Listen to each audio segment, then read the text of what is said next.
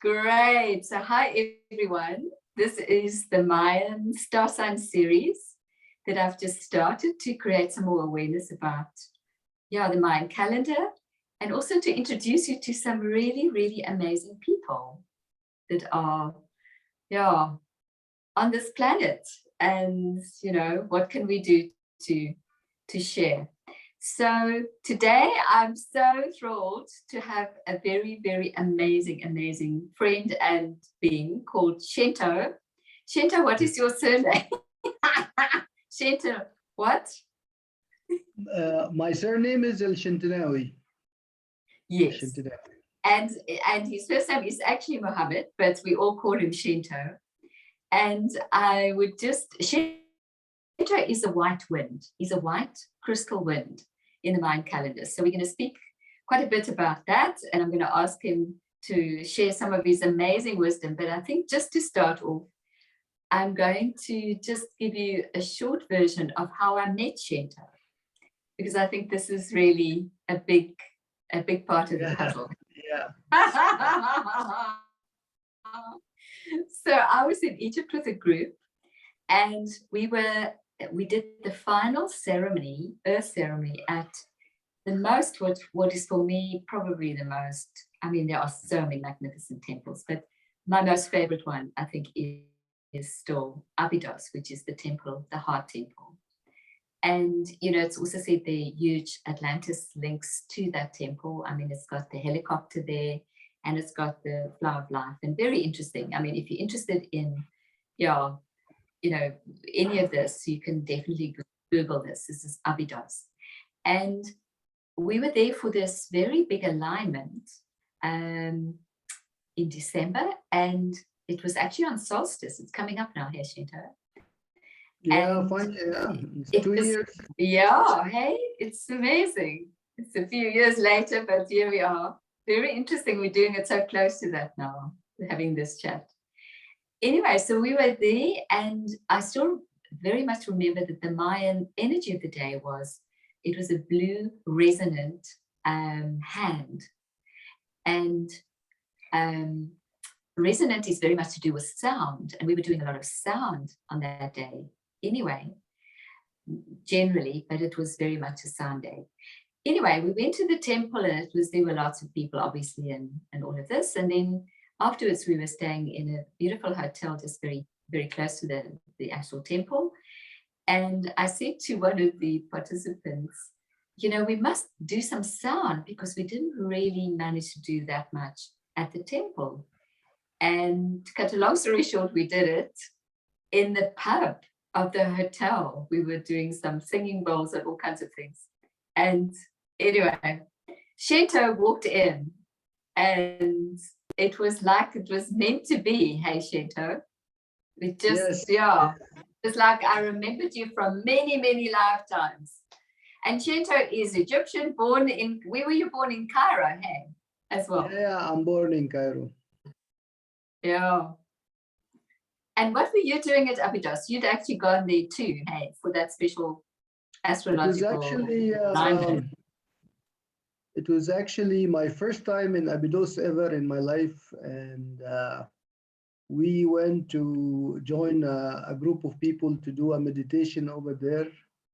And we were supposed to only spend one night, and then after meeting you, we ended up spending a couple of days with you and Michael. Remember Michael? Yes, the Canadian. I know.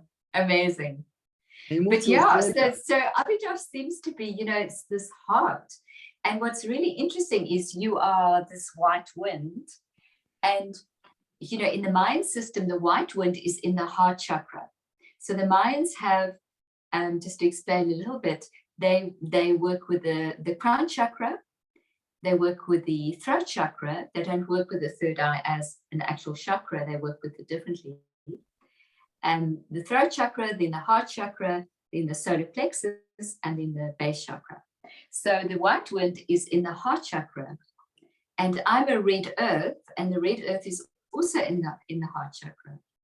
And we actually opposite each other not opposite, but next to each other, actually, in the heart chakra. So there's definitely a heart connection, and we both Yeah, I've come to,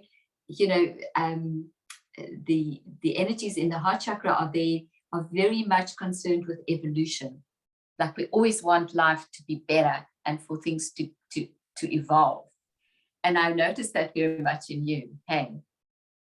So let's talk a little bit about the white wind. So the white wind is about, for me, always about this thing of, one of your keywords is communication. So you are actually a born communicator. But ironically, white winds often feel that they're never heard or that nobody listens to them. And yet you've got this immense wisdom, because what the Mayans say is white wind is like the flute where spirit comes through like the air, and you channel and you bring through this message from spirit.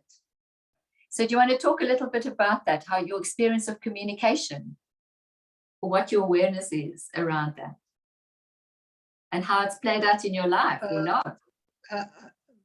Well, as we have discussed many times, I always feel I'm kind of misunderstood. That was my experience in life.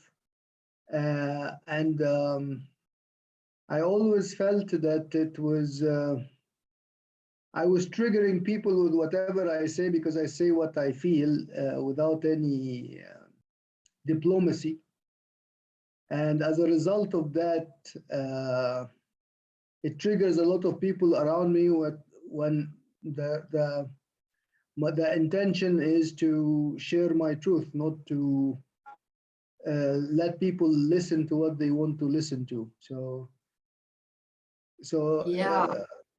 So a lot of times my experience and in my current lifetime is that I'm always misunderstood. Yeah. And perhaps it's this thing of people not always being willing to hear what is true. So because the white wind is this purity, because it's the color white, of bringing through, whatever is being said by spirit. And sometimes, yes, we don't always want to hear it because it doesn't suit our agenda, or it maybe feels uncomfortable, or somehow it's not, in alignment with what we think it is. But it's always a value. It's always a value. So perhaps, yeah, I'm sure you can acknowledge that it may be almost a bit of a challenge. White wind is always being challenged to channel. How's that? And to bring through what is true, irrespective of what the response is. I think what you're referring to as truth, I don't believe that there is an absolute truth No. in life, in creation. I think everything is part of the same creation, but I'm at least communicating my truth, not what might be the truth of other people. And that's why, because I was lucky enough, I consider myself lucky enough to be interested in stuff that people are usually not interested in. Yes. So I got information that people, especially in this part of the world, typically have not been aware of even or heard, because it's not the common thing in this part of the world to talk about these topics or to have any idea. Controversial. Yeah. It's not only about controversy, it's just they never heard about it. There is no controversy, it's just that it's something new. And something new. Yeah, they've just never been exposed to it. But you see, that's a beautiful thing of white wind, because in a way, Shento, you're not just bringing your own personal truth as a human, you are actually channeling, this is what the Mayans say. Well, in their perspective, you are bringing through great spirit, which is a higher frequency of awareness. And yes, that's infinite. And the more we are open and clear as a channel, the more we're able to bring it through more in a much higher frequency even than that. But it's still something that's greater than you. It's you, but it's also part of a what I would call more your infinite self or whatever. We all have different names for it. And how essential that is, you know. So perhaps communication, I mean, you know, because at the moment, as you know, Mars is in Gemini, so it's there for like 7 months instead of the 3 weeks. So it's all about communication. Gemini is the sign of communication in the normal astrology. So, you know, I'm just kind of thinking, for me, it's really interesting because does communication mean that it has to be received, or is it just actually our own inner communication that is made available to whoever resonates with it or not? But there is a change just by being hearing. You know, even if I don't agree with it, I'm aware that there's another point of view, and that's immensely valuable. Hey? Yeah, to some people, yes, but to most people, it hits kind of you can call it by limitation, you can call it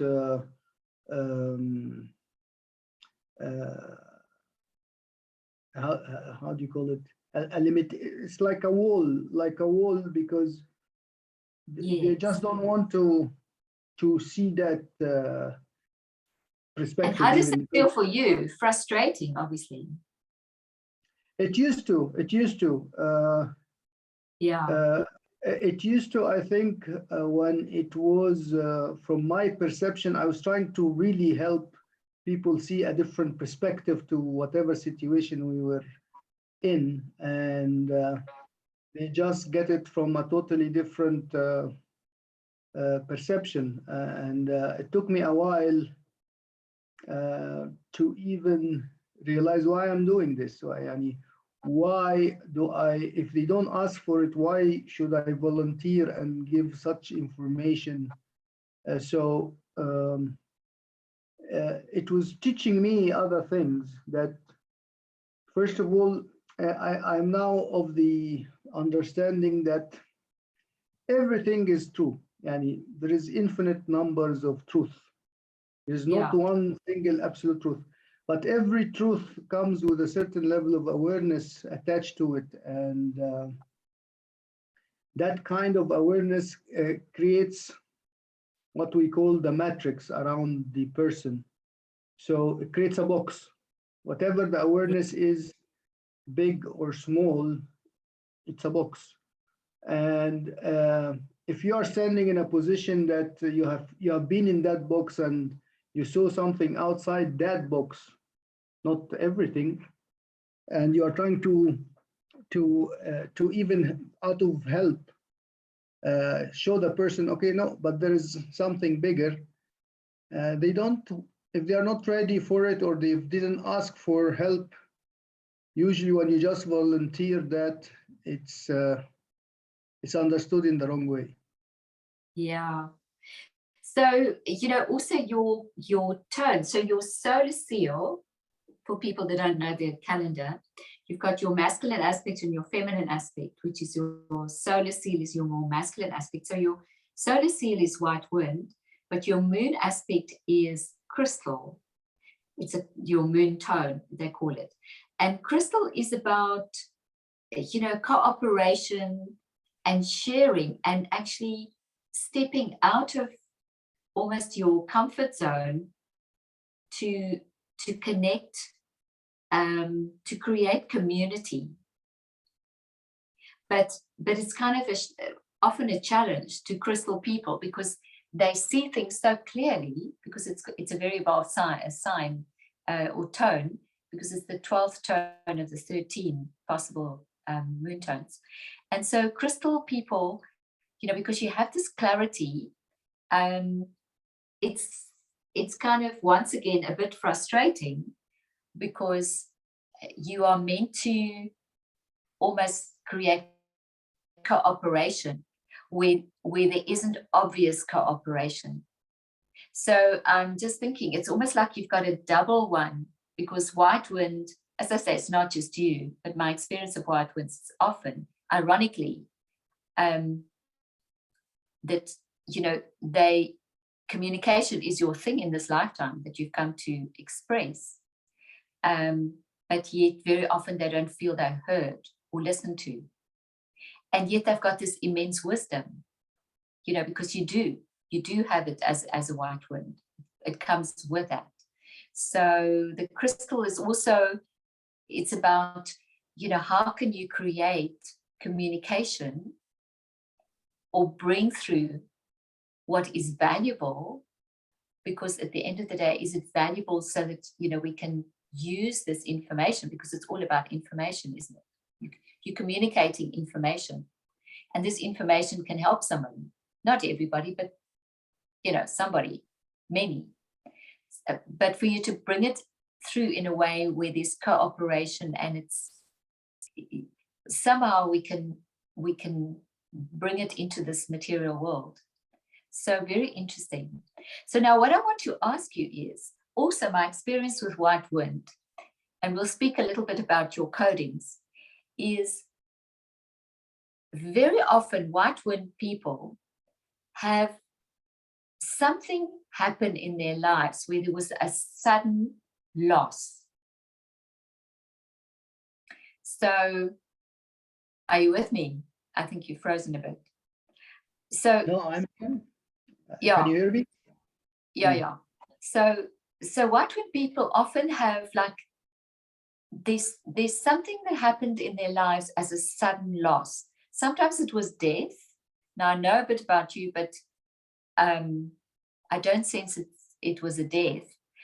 But you know, for example, somebody that I know is a white wind. Her mum passed away when had cancer and died when she was quite young. You know, like a 10 years old, whatever. Someone else was married and her husband died, and she had really small kids. So is there something in your life that you can relate to, where there was like a sudden, quite devastating loss, but through that you almost had to step into this almost mature, and this is part of this wisdom,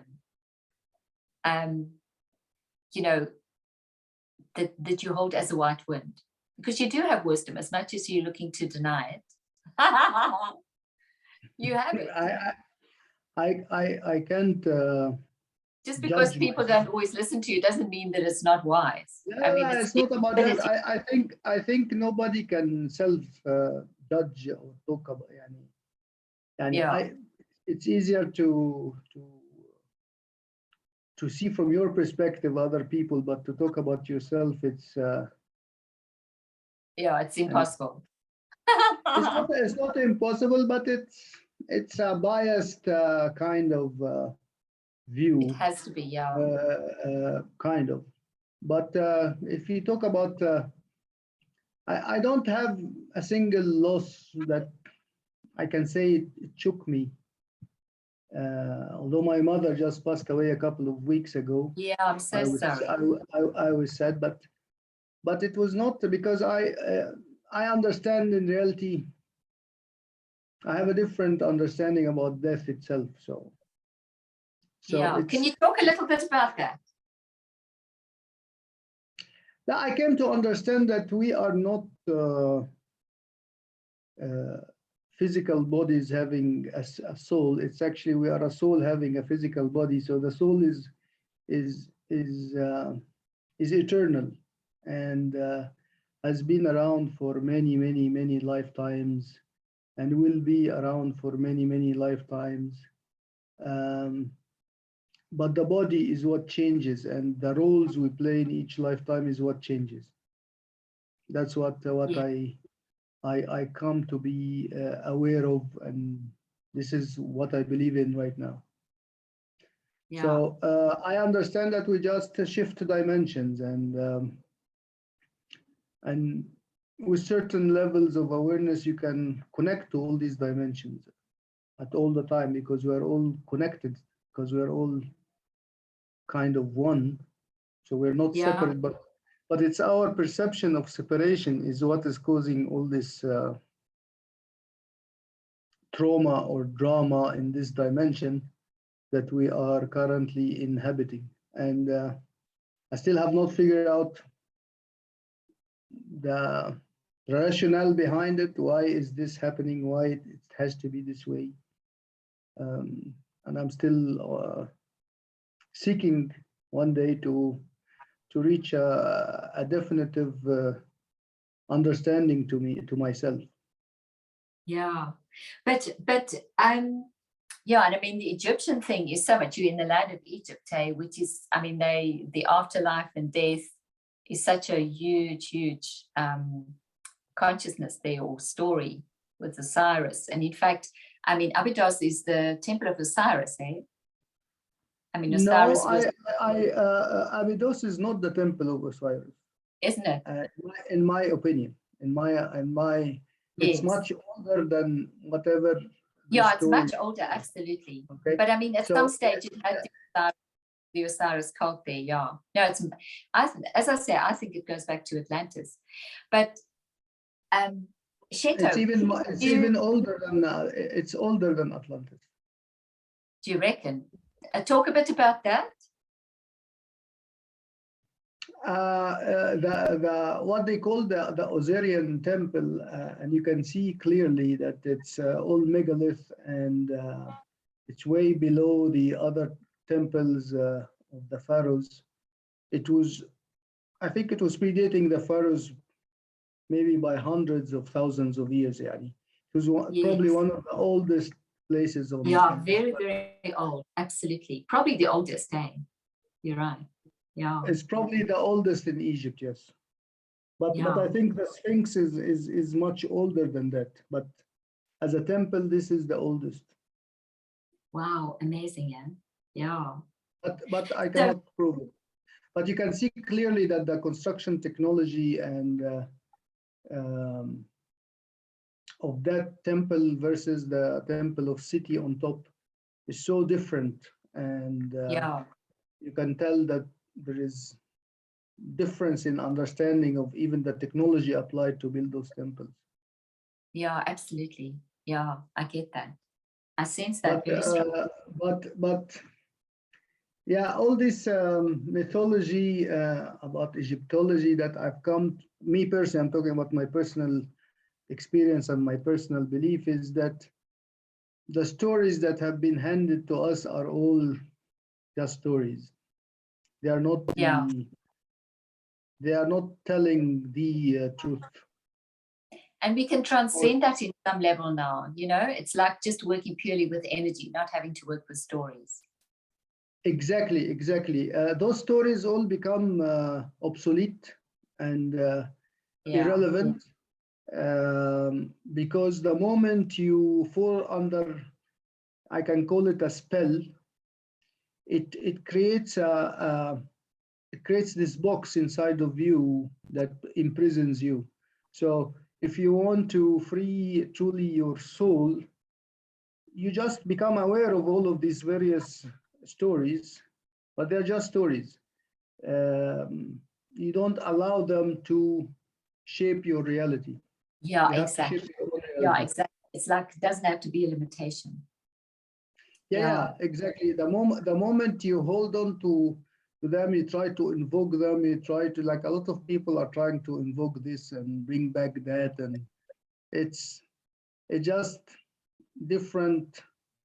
We can call it a timeline if you want to call. It's all coexisting anyway, but it's like it creates an energy field around you that becomes your new limitation. Yeah, it's a limitation. Yeah. You become kind of so identified with it.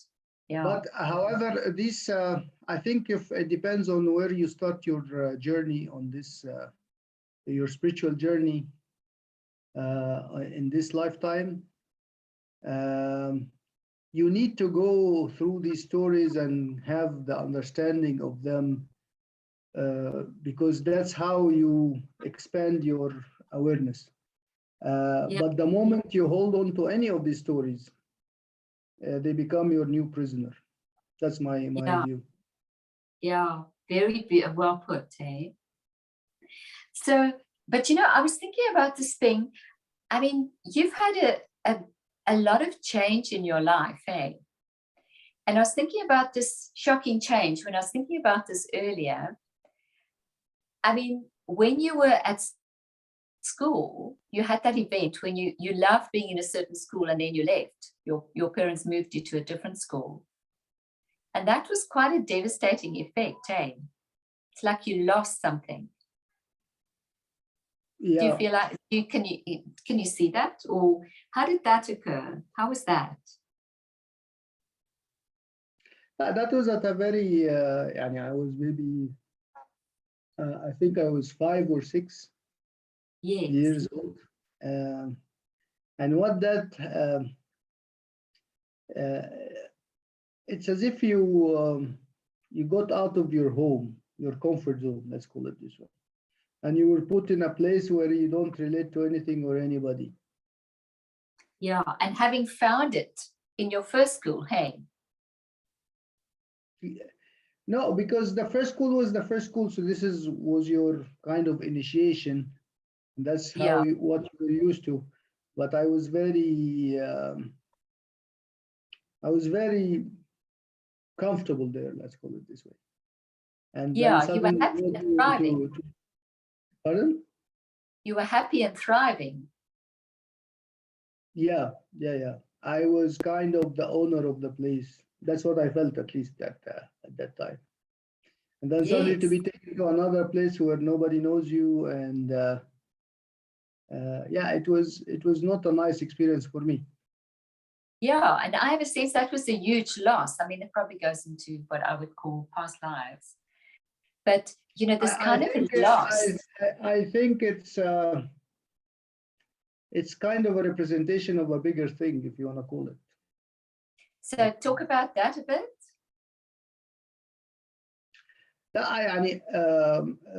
Lately, or since I became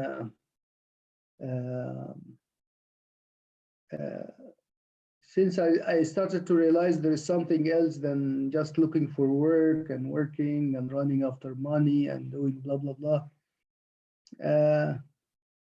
I realized that I personally had never felt at home anywhere Yeah. on this planet. And there is something bigger to that. I still have not figured it out, and probably from somewhere else, but I feel at home in that somewhere else. But so far, I've lived in so many different places, and but I've never had this feeling that this is my home. Yes. Interesting. So, but when you were at that school, you felt home, did you? Yeah, but that was kindergarten, so yeah. But that was an experience that your body knows. That was a very, very, very, It may a have been very, kindergarten, but it was a that very, was a very real long time experience. ago. Huh? Yeah. I mean, it was a real experience, you know. And sometimes in our childhood, early childhood, you know, there's something very strong that happens. And it's almost like we have the clues. I mean, it's great, like you're saying, like, you know, to look at it again because it's a bigger theme. But I think there are a lot of clues in our childhood that just seem to be fairly kind of not irrelevant, but, you know, so what? It was when we were tiny. But actually, these are huge moments, you know, that we can revisit. And it's almost like it's there as a memory to help us to see that very, very important clues that become far more almost relevant or clear when we look back. You know, I mean, I had, it's interesting. I had also when I was about 6, funny, we moved to a place called Graaff-Reinet in South Africa, and it's the most beautiful place. It's in a very dry area, but it's got an amazing history, you know, also in the earth and stuff. And it has this incredible earth changes that had happened then called the Valley of Desolation. And I was so happy there. You know, it was just a very abundant place. I was very connected to the earth. And years later, I was in Peru, and I looked at the soil and I thought, I feel so happy here. I feel really connected to the earth. This is a memory. And where did I feel this? It felt so known. And I thought, wow, that was like, it was just 3 years that we stayed there. But this was a memory that I had from that time. My body reminded me, so those childhood experiences, they can be hugely profound. It's like they tell us something that they're a big clue for me, of I what think comes up I think later. when we are at this age, it's our true essence. Yeah, exactly. And then we That's get, so true. yeah. So that true essence is how we should be now again, hopefully. Yeah, Because in between those times, we, as you always said, we believed in a lot of lies. yeah. It's like we've forgotten. But that's so beautiful, that true essence. And it's kind of like it anchored that for us in this physical existence so that we can always return to it because we know it. We just, as you say, have to remember and actively almost seek it now because it is inside of us, but we just have to remember it and create it. But now I want to ask you about, because the white wind is the white color in the Mayan system. So it resonates with the direction of north. Now tell us a little bit about this beautiful space that you've created that's also white, huh? If I get this right, this new area that you built. And you're an engineer. So Shento is very, very bright. He's an engineer, and we'll talk a little bit more about, went into many, many different aspects of life, like the financial systems and many, many others. But tell us a little bit about, your latest creation, which is so, so beautiful, which is also a lot of white, huh? Yeah, well, I've been traveling extensively How did around the that world. start? Huh? How did that start? Yeah, I've been traveling extensively around the world for the past 35 years, and there is only one place that keeps, like my soul is really at home, kind of, in Yes. on this earth, and that place is a small island in Greece called Mykonos. And every time I go back to that place, it's a different version of me that comes to life, and I've been spending extensive amounts of time over there over the past 30 years. And whenever I feel there, I land there, I have it's like a totally different energy that comes over me that I have never experienced in any other land. And I cannot explain why is this happening other than I saw myself living in those parts of the world in at least 2 or 3 previous lifetimes. Yeah, But exactly. True. the architecture there is very inspiring for me. It's to me it's very unique because it's not symmetrical. It's very simple. Um, it's very elegant, very beautiful because every place is just one of. There is no two corners that are the same, or there is no symmetry. And if you look around you in creation, the creator did not create anything symmetrically. Everything is, even if you look at a tree, each leaf, although they have the same, you can tell this is the leaf of, for instance, a mint or a basilico tree. But if you look carefully, each leaf is slightly different than the other one, and that creates originality, and it creates life. It's not just copy and paste two things at the same time. Yeah. So Beautiful. so so life has brought me back here to Egypt after a long journey abroad, and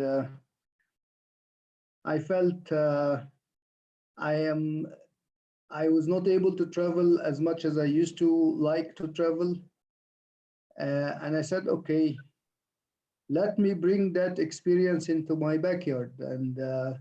recreate that architecture feeling and space and energy in my backyard. Instead of having to take a plane and go there, I brought everything here. So I designed my backyard to be it's also unique. It's like nothing even in Mykonos, but it's the same architectural elements and simplicity uh, that I try to recreate.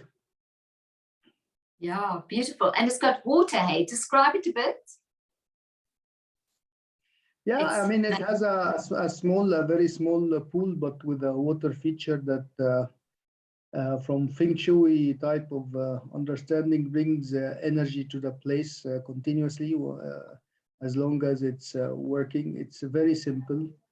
It's just two color, I mean, four colors, if you want to call four colors, but it's basically white, gray, and the natural color of wood and the natural color of the leaves of the tree, which is green. And those are the main, of course, the water is blue, but yeah, those are the main uh, features of that place. And it's a tiny place, it's not a huge place, but it's meant to bring people around in kind of like an oasis in the middle of all this chaos that is outside. beautiful. And that's very crystal, eh? It's this thing of creating, bringing people together. Amazing.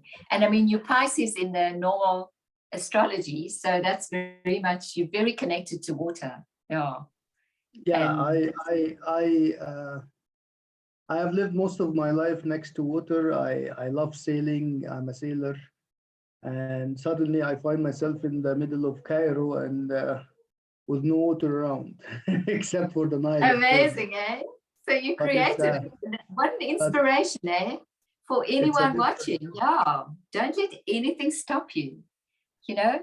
And this is actually this, once again, this thing of the Mayans saying time is art. You know, we're here as creators.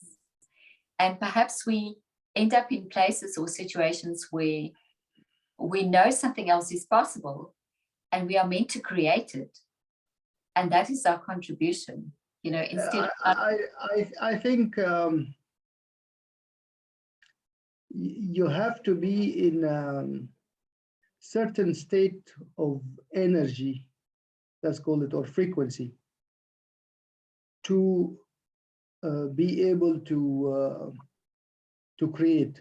And for me, it took a while, but once I was in that energy field, which I'm not in right now as we speak, for instance, I was able to create this whole thing in a matter of 8 weeks. So 8 weeks, it's all what it took, and it was effortless and it was flowing wow. beautifully. But Yeah. then uh,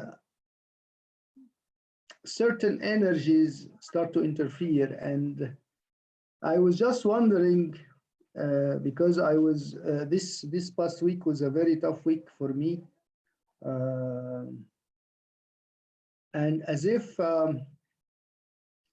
all the very deep programming in my subconscious level has come to the surface suddenly and without any. First of all, nothing triggered it, nothing, but it just suddenly all came out to the surface. And all of these things I thought I was already have worked through and integrated and healed and blah, blah, blah. But no, it is still there. And I started to question, where is it coming from? What is the source of this? I think to ask the reason why, to ask the question why is irrelevant anymore because it's just a stupid question.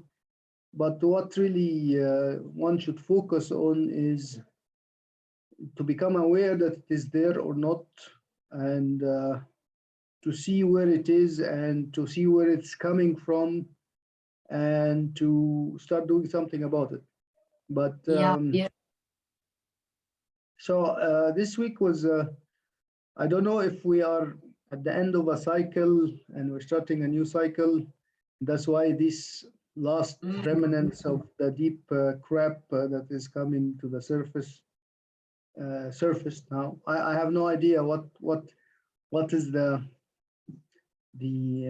um, the reason why it had to surface now, but it's very.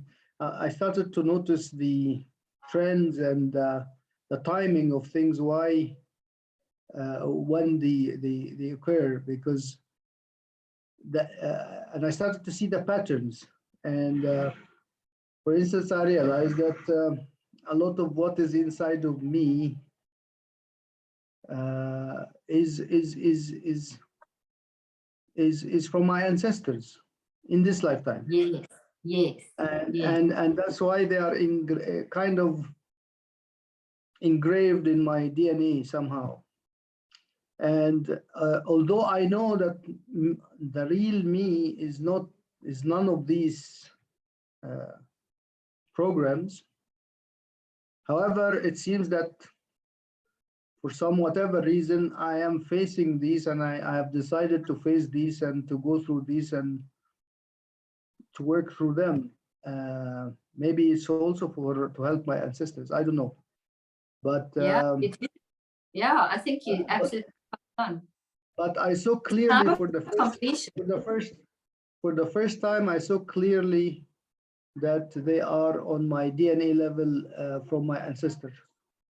Wow, that's brilliant, Shento. Wow. But I haven't figured out how to transcend them yet.